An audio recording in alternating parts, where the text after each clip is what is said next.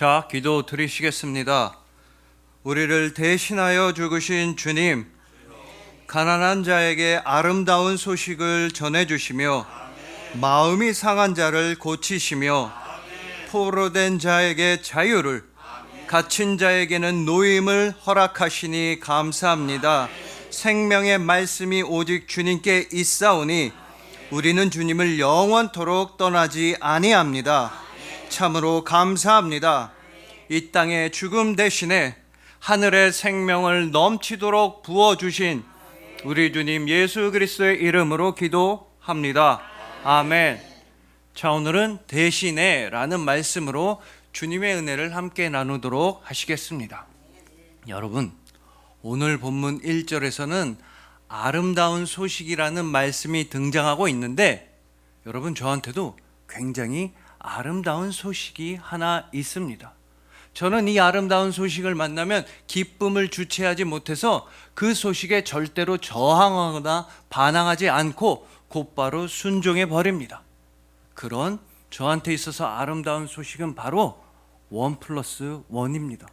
1+1이란 말만 들으면 저는 무조건 사야 할 것만 같습니다. 그래서 어쩌다가 목이 말라서 편의점에 들어가도 꼭 1+1 하는 음료수만 사서 마십니다. 원래는 시원하게 콜라나 아니면 물보다 흡수가 빠르다는 그 이온 음료를 마시려고 했지만 막상 냉장고 앞에 1+1, 2+1 이런 글자를 보면 편의점에서 나올 때는 별로 좋아하지도 않는 옥수수 수염차나 헛개차를 마시고 있는 저 자신을 발견하게 됩니다.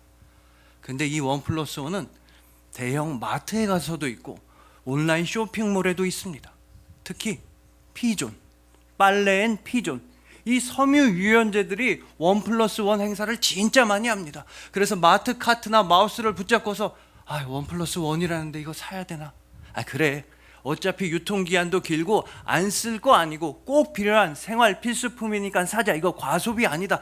다음번에는 이 피존 1+1 행사 안 할지도 몰라. 이러면서 사서 쟁여둡니다. 그리고 다음에 와서 보면 또 하고 있습니다. 갈 때마다 1+1 하고 있습니다. 근데 저만 그런 게 아니라 많은 분들한테도 아름다운 소식이 있으니, 예를 들면 홈쇼핑을 보다가 그 홈쇼핑에서 매진 임박, 주문 폭주입니다. 이런 소식만 들으면 참지를 못하시는 분들이 있습니다. 이번 시즌 마지막 구성입니다. 다시는 이런 구성으로 찾아뵐 수가 없습니다. 더 이상 이런 할인율은 있을 수가 없습니다. 이런 소식만 들리면 자기도 모르게 리모컨을 눌러 주문하는 분들이 굉장히 많은 것입니다. 여러분, 심지어는요, 옷이나 신발을 파는 그런 매장에 가보면 물건을 사람처럼 말합니다. 물건을 의인화해서 말아서 우리의 마음을 뒤흔들고 꼭 사야 할 것만 같은 마음을 심어줍니다. 예를 들어 옷가게에 가서 제가 봤을 땐 분명히 티셔츠인데 그냥 옷인데 그 점원분은 이 친구는요 오늘 막 들어왔어요. 이 친구 요새 인기 되게 많아요. 아니, 옷인데 친구라고 합니다. 또 신발 파는 데 가보면 이 아이는 전국 매장 중에 우리 매장에만 있어요. 다 빠져나가고 치수도 다 없고 이 아이는 우리 매장에만 있어요. 구두 보고 아이라고 합니다. 그래서 신발을 사지 않거나 옷을 사지 않으면 아이나 친구를 두고 오는 것 같은 그런 죄책감이 생겨서 사게 만드는 것입니다. 여러분, 그렇다고 해서 홈쇼핑이든 1+1, 2+1 이런 게 무작정 나쁘다는 말씀은 절대 아닙니다. 그런 기회들을 잘만 활용하면 매우 현명한 소비 생활을 할 수가 있는 것입니다. 하지만 다만 진짜로 우리의 마음을 완전히 뒤흔들고 우리의 존재 자체를 변화시키고 우리의 영혼을 새롭게 태어나게 하는 그 진정한 아름다운 소식은 오직 예수님께서 죄인인 우리 대신에 십자가에서 죽으셨다. 그 예수님께서 죄인인 우리를 위해 무덤에서 부활하셨다. 이게 진짜 아름다운 소식인 것입니다. 그 소식이 복된 소식, 기쁜 소식, 생명의 소식, 바로 복음의 소식입니다. 오늘 본문에서도 여러분들을 위해 귀하고 아름다운 소식이 전해지고 있습니다. 이 땅 가운데서 절망과 가난과 아픔과 죽음에 시달리는 우리를 위해서 바로 주님께서는 여러분들에게 절망 대신에 희망을 주시며 가난 대신에 부요함을 주시며 아파함 대신에 고침을 주시며 죽음 대신에 생명을 주신다고 말씀하고 있는 것입니다. 그렇게 여러분들은 이 땅 대신에 하늘나라를 누리고 계신 귀한 분들입니다.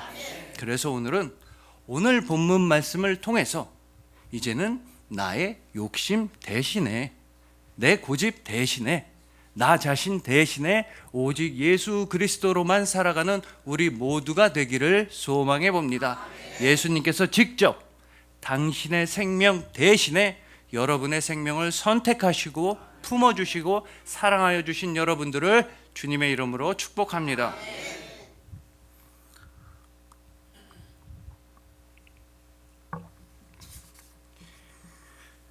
자, 먼저 오늘 본문 1절 말씀은 정말 귀하고도 감사한 말씀입니다. 주님께서 가난한 자에게는 아름다운 소식을 전파해 주시며 마음이 상한 자는 또 고쳐주시며 포로된 자에게는 자유를 주시고 눌린 자는 놓아주신다는 귀한 말씀인 것입니다. 그래서 우리는 이 말씀을 대하면서 가장 먼저 감사함을 고백해야 하며, 동시에 우리는 우리 주변에 이렇게 가난하고 마음이 상하고 억눌린 자들이, 그런 힘든 이웃들이 있다는 걸 잊어서도 안 되는 것입니다. 그렇게 가난하고 힘든 이웃들이 있기 때문에 주님께서는 그들에게 도와주시고 치유해 주시고 회복해 주시는 것입니다.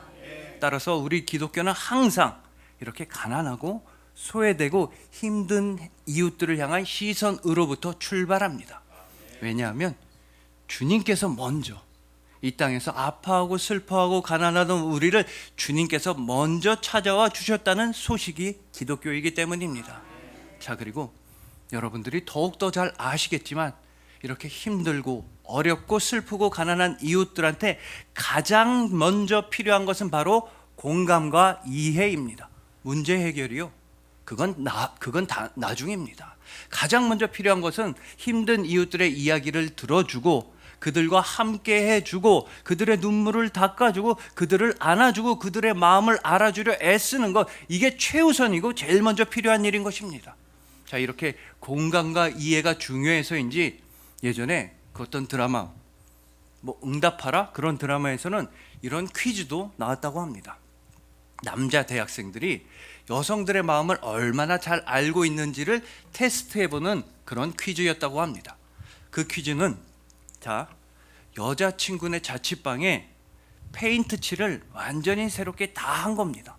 그래서 여자친구가 그 페인트 냄새 때문에 독해서 머리가 너무 아픕니다. 그래서 환기를 시키려고 창문을 딱 열어봤더니 길거리에서 소음과 매연이 마구 방 안으로 쏟아져 들어옵니다. 그리고 누군가가 내 방 안을 훔쳐볼 것 같기도 합니다. 그래서 여자친구는 이러지도 못하고 저러지도 못하고 창문을 열지도 못하고 닫지도 못하는 이런 상황이라고 남자친구한테 전화를 걸어온 것입니다. 자, 그렇다면 여러분들이 이때 남자친구라고 한다면 여러분은 무슨 대답을 여자친구한테 하시겠습니까? 1번, 창문을 열어라. 환기가 중요하다. 페인트 냄새에 독해서 머리 아프니까 일단 창문을 활짝 열어서 환기시켜라. 아니면 2번, 아니다, 창문 닫아라. 페인트 냄새보다는 소음, 매연이 몸에 더 안 좋다. 사생활 보호도 잘 안 되는 것 같다고 하니 페인트 냄새를 찾는 게 낫다. 창문 닫아라. 여러분이 남자친구라면 1번과 2번 중에 뭐라고 대답하시겠습니까? 근데 여러분, 그 드라마에서는 1번이나 2번 둘 중에 하나로 대답하면 그게 바로 땡, 그냥 꽝, 그땐 바로 차이는 거라고 합니다. 왜냐? 남자친구라면 모름지기 마땅히 전화를 받자마자 그 순간에 괜찮아? 힘들지? 미안해. 어떡하지? 일단은 내가 너희 집 앞으로 달려갈게. 이 말부터 나와야 사랑받는 남자친구가 된다는 것입니다. 즉, 문제 해결은 나중이고 공감과 이해가 가장 먼저라는 것입니다. 그래서인지 심지어 우리는요, 바퀴벌레를 보고서도 공감을 요청할 때가 있습니다. 바퀴벌레한테 내 마음 좀 알아달라고 소리를 지를 때가 있는 것입니다. 그런 경우가 언제냐면, 사실 아주 작은 벌레, 정말 작은 바퀴벌레가 나오면 우리는 그냥 휴지 두 쪽으로 탁 잡고 버리면 끝입니다. 근데 작은 바퀴벌레가 아니라 어마어마하게 큰 바퀴벌레, 이건 분명히 외국에서 바람 타고 날아온 것 같은 정말 큰 바퀴벌레를 만나면 우리는 일단 기겁을 하고 소리를 지릅니다. 감히 다가갈 수가 없습니다. 그래도 집안에 있는데 내가 잡아야지 어떡하겠습니까? 그래서 우리는 마음을 굳세게 먹고 한 손에는 에프킬라를 들고 다른 한 손에는 휴지를 둘둘 말아서 그 큰 바퀴벌레한테 다가가면서 굉장히 이상하게 말을 걸기 시작합니다. 야야, 움직이지 마. 가만히 있어라. 가만히 있어. 야, 이 녀석아, 움직이긴 어디를 움직여? 근데 여러분, 바퀴벌레 보고 가만히 있으라고 해서 그 바퀴벌레가 가만히 있고, 움직이지 말란다고 해서 바퀴벌레가 네 알겠습니다, 에프킬라 좀 시원하게 뿌려주십시오, 그러면 그게 사람이지 바퀴벌레겠습니까? 심지어 제 친구 중에는 이런 애도 있었습니다. 자기 집에, 큰 집에 식구들이 다 뭐 여행을 간다던가 식구들이 전부 다 외출하고 텅 빈 집에 혼자 남아있을 때 갑자기 너무 무서울 때가 있다는 겁니다. 막 귀신이 들어온 것 같이 무서울 때가 있다는 겁니다. 분명히 집에서 움직이는 사람 아무도 없는데 현관문 센서 등이 켜졌다 꺼졌다 하고 바람 하나도 불지 않는데 저쪽 방 문이 쾅 하고 닫히면 야, 이거 귀신이 들어왔다, 귀신 있다. 그렇게 무서워지면 그 친구는 오히려 큰 소리를 냅니다. 거실 쪽 앞으로 쓱 나와서 자기 방문을 쾅쾅 치면서 굉장히 큰 소리를 칩니다. 야야, 다 안다, 다 알아. 야, 너 거기 있는 거 다 알아. 형이 다 알고 있어. 얼른 나와. 모를 줄 알아? 빨리 나와라. 형이 봐줄 테니까 나와. 근데 그 순간 갑자기 저기서 부스럭 소리가 나면 오지 마. 나오지 마. 거기 가만히 있어. 형 피곤해. 그냥 가라, 봐줄게. 오지 마. 여러분, 이처럼 우리는 다급해지면 바퀴벌레한테도 말을 걸고 귀신한테도 말을 거는 겁니다. 정말 말도 안 되는 짓을 하고 있는 것입니다. 왜냐하면 그만큼 내 마음 좀 알아줬으면 해서 말을 거는 것입니다. 지금 내 심정이 이렇다는 걸 너무나도 전하고 싶어서 그런 것입니다. 누군가가 나의 진실된 이야기를 한 명이라도 들어줬으면 하는 것, 이것이 바로 우리 인간에게 있어서 가장 근원적인 갈망인 것입니다. 그래서 예수님이 우리를 찾아와 주셨습니다. 만약에 우리가 바퀴벌레를 보고 소리를 지르고 있었다고 한다면 그러면 예수님은 우리를 굳이 찾아오실 필요가 없으셨을 겁니다. 하지만 우리가 바퀴벌레 정도가 아니라 죽음 가운데서 소리를 지르고 있었으니까, 우리가 가난과 질병 가운데서 절규하고 있었으니까, 우리가 슬픔과 외로움 가운데서 신음하고 있었으니까 예수님께서는 우리의 마음을 공감하시고 이해하시기 위해 우리를 찾아와 주신 것입니다. 또한 예수님께서는 그냥 말로만, 입으로만 우리의 아픔 알아주신 분이 절대로 아니십니다. 예수님은 우리의 마음과 슬픔을 온전히 이해해 주시기 위해 이런 일까지 하셨던 것입니다. 바로 예수님께서 직접 아프셨으며, 예수님께서 직접 모든 사람에게 버림받으셨으며, 예수님께서 직접 가장 심한 고난을 당하셨으며, 예수님께서 직접 죽으셨던 것입니다. 즉 예수님은 우리와 똑같아지셨으며 그럼으로써 우리를 완전히 이해해 주셨던 것입니다. 대표적인 예가 바로 예수님은 십자가 위에서 목이 마르셨던 것입니다.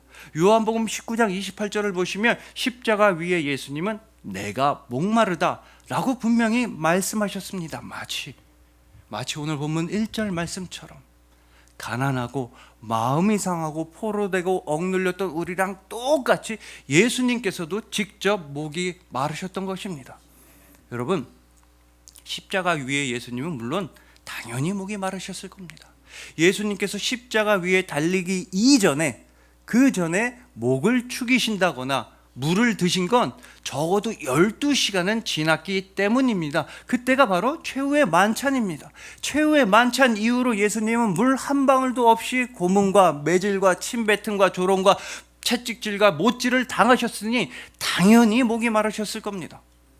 그러나 여러분, 예수님은 그냥 보통 분이 아니시지 않습니까? 예수님은 물이 변하여 포도주가 되게 하시고 물 위를 걸으시고 죽은 사람마저도 살리시는 분이 예수님이십니다. 그래서 목이 마르셨다고 하면 하늘한테 명령을 해서 하늘아, 비 좀 뿌려봐라. 그래서 그 빗물 드시면 됩니다. 아니면 천사한테 명령을 해서 물 한 잔만 갖고 와라. 다윗이 그렇게나 마시고 싶어하던 베들레헴 성문 옆 우물을 가져오던가, 아니면 요새 잘 나가는 방탄소년단 BTS가 광고하는 정수기물 한 잔 떠와라. 그러고 한 잔 드시면 되는 겁니다. 하지만 예수님은 그러질 않으셨습니다. 대신에 예수님은 우리와 똑같이 목이 마르셨던 것입니다. 이 십자가 위에 목마름이 끝이 아닙니다. 예수님은 사마리아 여인, 그 우물가의 사마리아 여인을 만나 주실 때 매우 피곤하셨습니다. 또한 예수님은 광야에서 40일을 금식하신 이후에는 우리처럼 배가 고프셨습니다. 예수님은 갈릴리 바다 그 배 안에서 우리처럼 잠을 주무셨으며, 예수님은 성전에 들어가셨을 때 장사하는 사람들을 만나고 화를 내신 적도 있으시며, 예수님은 죽은 나사로의 무덤 앞에서 슬퍼서 눈물까지 흘리신 적도 있으셨던 것입니다. 우리처럼 똑같이 말입니다. 그 이유는 오로지 단 하나뿐입니다. 바로 여러분들의 마음, 여러분들의 슬픔, 여러분들의 고난 온전히 알아주시고 이해하시기 위함이었습니다. 즉 예수님의 삶 전체가 여러분을 이해하신다는 말씀인 것입니다. 하나님 아버지의 말씀이신 예수님은 여러분을 이해하시는 말씀이며, 여러분과 함께 하시는 말씀이시며, 여러분을 지극히 사랑하시는 말씀이신 것입니다. 자, 이처럼 예수님은 여러분들의 마음 다 알아주시고 다 이해하시고 다 긍정하여 주십니다. 근데 예수님은 그런 공감과 이해에서 끝, 내가 너희들의 마음 다 안다 끝, 여기서 끝내시는 분이 절대로 아니십니다. 예수님은 한 발 더 나아가셔서 여러분들의 아픔과 슬픔과 문제까지도 모두 다 치유하시고 해결해 주시는 분이십니다. 바로 오늘 본문 1절입니다. 주 여호와의 영이 내게 내리셨으니 이는 여호와께서 내게 기름을 부으사. 자, 여러분, 여기서 하나님의 기름 부으심 받은 자는 구약의 언어인 히브리어로는 메시아이며 신약의 언어인 헬라어로는 그리스도입니다. 즉 예수님은 하나님의 영으로 충만하신 메시아이자 그리스도이십니다. 즉 예수님은 여러분들의 모든 영과 혼과 육을 온전히 만져주시고 치유하시고 구원해 주시는 여러분들의 유일하고도 영원한 구원자 되신다는 뜻입니다. 그래서 예수님은 가난했던 우리에게 아름다운 소식을 전해주셨습니다.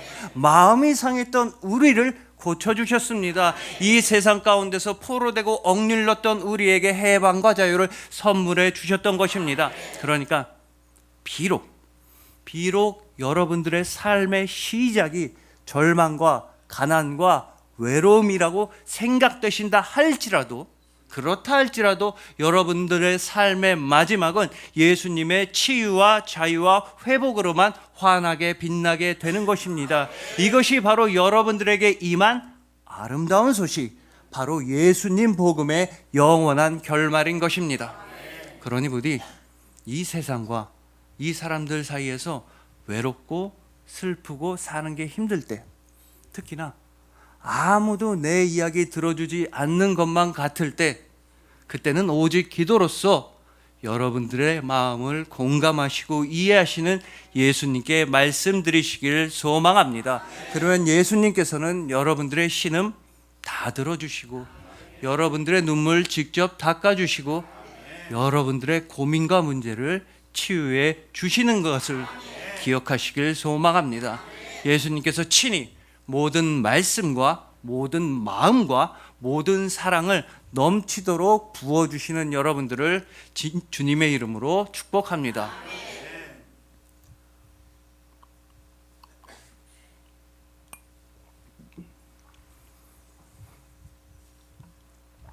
자, 다음으로 오늘 본문 3절을 보시면 이 대신에, 오늘 설교의 제목인 대신에가 본문 3절엔 굉장히 많이 나오고 있습니다. 주님께서 친히 죽음을 상징하는 제 대신에 화관을, 정말 예쁜 꽃으로 만든 화관을 여러분들에게 주신다고 말씀하시며, 슬픔 대신에 기쁨의 기름을 발라주시며, 또한 근심 대신에 찬송의 옷을 주신다고 말씀하고 있는 것입니다. 그렇게 여러분들은 지금 이 순간 감사의 예배를 그 주님께 드리고 계신 것입니다. 자, 이처럼 이 땅에 있는 모든 나쁜 것들, 부정적인 것들, 아픈 것들 대신에 가장 선하고 좋고 귀하고 아름다운 것들로만 우리를 가득 채워주신다는 이 본문 3절 말씀은 우리를 마태복음 5장 산상수훈의 팔복으로 인도하고 있습니다. 자, 여러분, 마태복음 5장에서 예수님은 산상수훈, 산상, 산 위에서 수훈, 교훈과 가르침을 베풀어 주셨습니다. 이때 예수님은 8가지 복, 팔복도 우리에게 주셨던 것입니다. 여러분들이 너무나 잘 아시는 대로 팔복은 심령이 가난한 자는 복이 있나니 천국을 받게 될 것이다. 애통하는 자는 위로를 받게 될 것이다. 온유한 자는 땅을 기업으로 받게 될 것이다. 의에 줄이고 목이 마른 자들은 배부름을 받게 될 것이다. 또한 긍휼히 여기는 자는 긍휼히 여김을 받게 되며 마음이 청결한 자는 하나님을 보는 복을 받게 되며 화평하게 하는 자는 하나님의 아들이라 일컬음을 받게 되며 의를 위하여 박해를 받는 자는 천국을 받게 될 것이다. 자, 그러니까 쉽게 말해서 이 팔복은 받고 받고 받고 또 받고 또 받고 또 받고 계속해서 받고 끊임없이 받고 영원토록 받는 복인 것입니다. 그렇기 때문에 여러분들은 지금 이 순간 바로 그 하늘의 복을 받고 계시는 중인 것입니다. 그리고 이렇게 여러분들이 하늘의 복, 팔복을 받을 수 있게 된 가장 결정적인 이유는 아무래도 예수님께서 우리 대신에 십자가에서 죽으셨기 때문입니다. 예수님은 죄인이었던 우리를 대신해서 우리의 모든 슬픔, 가난한 절망, 아픔, 죽음까지도 우리 대신에 십자가의 못을 다 박아 주셨던 것입니다. 그러므로 우리가 한 일 하나도 없습니다.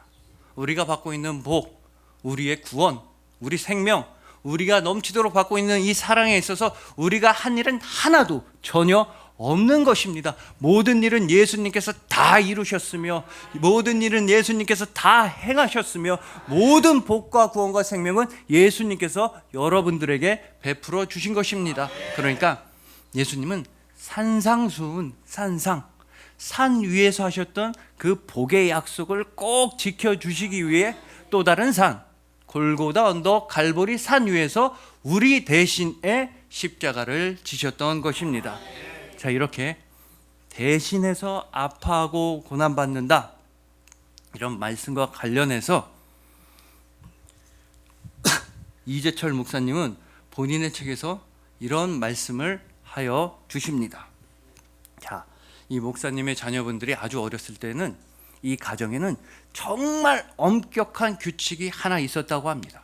그 엄격한 규칙은 어린 자녀들이 고의로 약속을 어기거나 거짓말을 하거나 도둑질을 하면 회초리로 매우 세게 엄하게 맞아야만 한다라는 규칙이 있었습니다.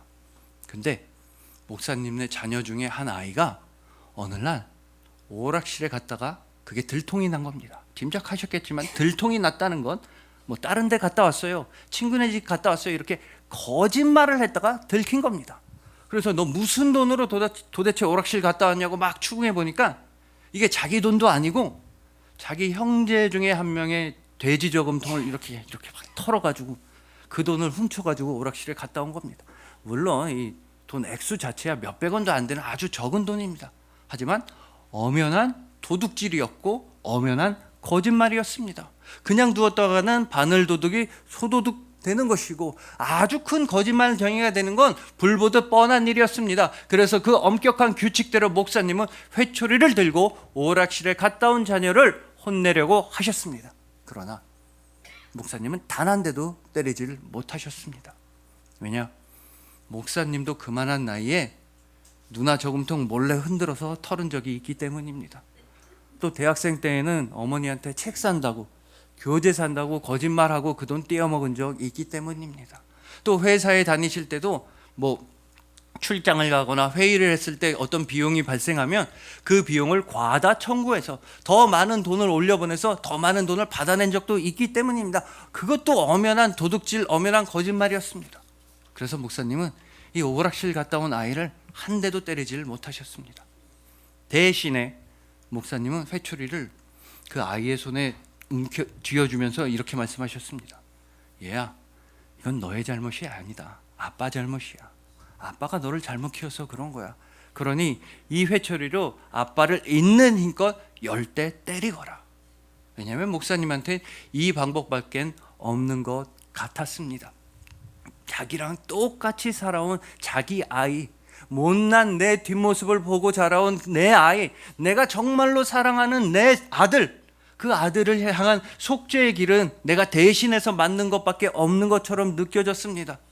그러나 아이는 회초리를 들자마자 그때부터 펑펑 울기 시작하는 겁니다. 어떻게 아빠를 때릴 수가 있겠습니까? 하지만 여러분, 죄값은 치루어져야만 합니다. 속죄라는 거, 용서, 죄사함이라는 거 그냥 아무렇게나 이루어지는 거 절대 아닙니다. 책임을 져야 하고 누군가의 희생이 있어야만 하는 것입니다. 마침내 속죄의 열대가 다 끝나고 나서 아빠랑 아들은 서로를 부둥켜 안고 울면서 사랑한다고 고백했습니다. 그리고 그 자리에서 회개 기도와 감사 기도를 드렸던 것입니다. 자, 여러분, 이처럼 아빠들은, 부모는 자식을 위해서라면 무엇이든 할 수 있는 것입니다. 자녀들이 건강하게 자랄 수만 있다면, 올바르게 자랄 수만 있다면, 신실하게 믿음 좋게 자라날 수만 있다면 부모들은 자녀를 대신해서 맞을 수도 있는 것이며 자녀를 대신해서 죽을 수까지 있는 것입니다. 바로 우리 아버지, 하나님 아버지께서 진짜로 그러셨습니다.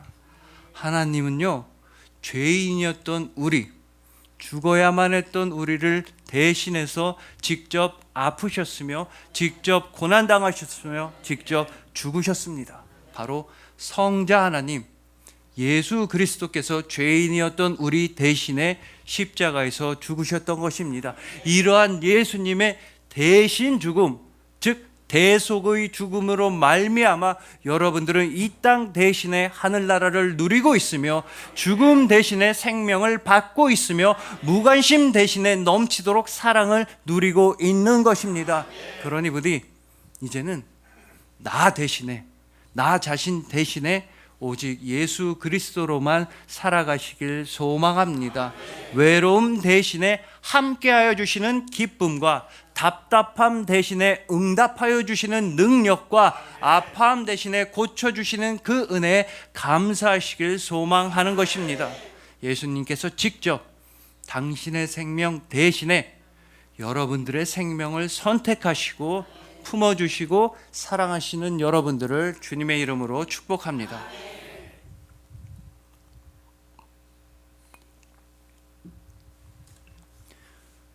자, 이제 마지막으로 예수님께서도 오늘 본문을, 그 말씀을 읽으신 적이 있으십니다. 누가복음 4장을 보시면 예수님은 나사렛에 있는 한 회당으로 들어가셨습니다. 이때 예수님께서는 우리랑 똑같이 오늘 본문, 이 이사야서 61장을 본문으로 해서 설교를 베풀어 주신 적이 있었던 것입니다. 근데 정말로 중요한 건 예수님은 오늘 본문인 이사야서 61장을 똑같이 있는 그대로 읽지는 않으셨다는 것입니다. 예수님께서 누가복음 4장에서 읽으신 부분과 오늘 본문인 이사야서 61장 중에서 가장 차이가 많이 나는 말씀은 바로 오늘 본문 2절 말씀입니다. 여호와의 은혜의 해와 우리 하나님의 보복의 날을 선포하여 모든 슬픈 자를 위로하되. 자, 여러분 잘 보십시오. 오늘 본문 2절, 이사야 61장 2절에서는 분명히 여호와 하나님의 은혜의 해와 동시에 하나님의 보복의 날이 선포되고 있습니다. 그러니까 하나님의 은혜의 해, 즉 하나님의 사랑과 동시에 하나님의 보복의 날, 하나님의 공의가 함께 선포되고 있는 것입니다. 이사야서 61장 2절에서는 이처럼 하나님의 사랑과 하나님의 공의가 함께 말씀되어지고 있습니다. 자, 그런데 예수님께서는 이렇게 중요한 두 가지 중에 하나를 쏙 빼고 설교를 하셨습니다. 예수님께서 과연 무엇을 빼고 무엇만 말씀하셨는지는 누가복음 4장 19절에 나타나 있습니다. 주의 은혜의 해를 전파하게 하려 하심이라 하였더라. 자, 여러분 보십시오. 오늘 본문인 이사야 61장 2절에서는 확실하게 하나님의 은혜의 해와 하나님의 보복의 날, 즉 하나님의 사랑과 하나님의 공의가 함께 동시에 선포되고 있습니다. 근데 예수님께서는 하나님의 보복의 날, 하나님의 공의를 쏙 빼어버리셨습니다. 그리고선 하나님의 은혜의 해만, 하나님의 사랑만 선포하며 설교하셨던 것입니다. 자, 여러분, 이건 과연 무슨 뜻일까요? 예수님께서 이 구약 성경을 잘 모르셔서, 구약 성경책을 읽으라고 갖다 준 사람이 옆에 있었는데도 문맹이셔서 글자를 잘 못 읽으셔서 이렇게 하나를 빼놓고 읽으셨던 것일까요? 절대로 아닙니다. 예수님은 모든 성경 말씀의 주인이십니다. 절대로 예수님이 모르셔서 그러신 게 아니라는 뜻입니다. 그렇다면 반대로 예수님께서는 얘들아, 하나님의 보복의 날 그냥 다 없어졌다. 우리 하나님 공의 실천하시는 거 다 까먹어 버리셨다. 하나님의 진노, 하나님의 보복, 하나님의 심판 이런 거 그냥 다 없어졌으니까 우린 그냥 신나게 먹고 마시고 놀기만 하면 된다. 그냥 기뻐하기만 하자. 하나님의 심판 따위는 다 없다. 이렇게 말씀하셨겠습니까? 이것도 절대로 아닙니다. 하나님 아버지께서는 확실하게 공의의 하나님이십니다. 그래서 하나님은 잘못된 건 잘못됐다고 말씀하시고 고쳐야 할 건 고치라고 말씀해 주시는 공의와 정의의 하나님이신 것입니다. 따라서 남은 해석은 단 한 가지뿐입니다. 여러분, 하나님의 보복의 날, 하나님의 공의, 하나님의 진노, 하나님의 심판은 절대로 그냥 사라지질 않습니다. 그럴 수가 없습니다. 대신 죄인이었던 우리 대신에 예수님께서 하나님 아버지의 그 보복의 날을 감당하셨던 것입니다. 바로 예수님께서 하나님의 진노, 하나님의 심판, 하나님의 공의의 심판을 스스로 감당해 내셨던 것입니다. 바로 십자가라고 하는 하나님의 진노의 잔을 예수님은 우리 대신에 들이키셨던 것입니다. 마땅히 우리가 당해야만 했던 그 모든 아픔, 절망, 시련, 심지어 죽음까지도 예수님 한 분에게로 쏟아 들어져 간 것입니다. 예수님은 실제로 그래서 십자가 위에서 죽으셨습니다. 하지만 예수님께서는 그 죽음에서 부활하셨습니다. 죄악을 물리치시고 어둠을 밝히시고 사망을 이겨내시면서 절망을 없애시면서 예수님은 죽음에서 부활하셨고 그 부활 생명을 여러분들에게도 넘치게 베풀어 주셨던 것입니다. 그렇기에 여러분들은 지금 이 순간 하나님의 진노의 잔 대신에 하나님의 은혜의 잔을 들고 계신 것입니다. 그래서 여러분들은 죽음 대신에 예수님의 부활 생명을 풍성하게 누리고 있는 것입니다. 무엇보다 여러분들은 이 세상의 모든 것들 다 대신에 오직 예수님의 사랑만 받고 계신 것입니다. 예수님은 이만큼이나 여러분들을 너무나 사랑하시는 것입니다. 그리하여 예수님께서 여러분들의 모든 마음과 눈물, 아픔 다 공감해 주시고 이해해 주시고 거기서 더 나아가서 여러분들의 문제와 아픔 예수님이 직접 고쳐주시고 해결해 주시는 여러분들, 이제는 더 이상 내가 아니라 나 대신에 예수 그리스도로만 살아가시는 여러분들, 예수님께서 친히 우리 대신에 십자가의 잔을 지시고 예수님께서 친히 죽음 대신에 부활 생명을 영원토록 베풀어 주신 여러분들을 진심으로 사랑하고 축복합니다. 기도 드리시겠습니다. 우리를 대신하여 죽으신 주님, 이 세상 모든 사람들이 우리의 아픔과 고통을 다 무시해도 대신에 주님께서만큼은 우리를 이해해 주셨고 위로하시고 모든 절망과 문제를 해결해 주셨습니다. 이 세상에서는 따뜻한 말 한마디를 듣지 못했는데 대신에 주님께서는 우리에게 생명의 복음을 들려주시고 사랑의 말씀을 들려주셨습니다. 그래서 우리도 이 세상 대신에 주님 나라를 사모합니다. 우리도 나 자신 대신에 주님을 사랑합니다. 이 땅의 죽음과 죄악과 슬픔 대신에 복음과 천국과 사랑만 가득하도록 순종하겠습니다. 이 세상 모든 것 대신에 주님의 사랑이 승리입니다. 이 땅의 죽음 대신에 하늘의 사랑을 넘치도록 베풀어 주신 우리 주님 예수 그리스도의 이름으로 기도합니다. 아멘.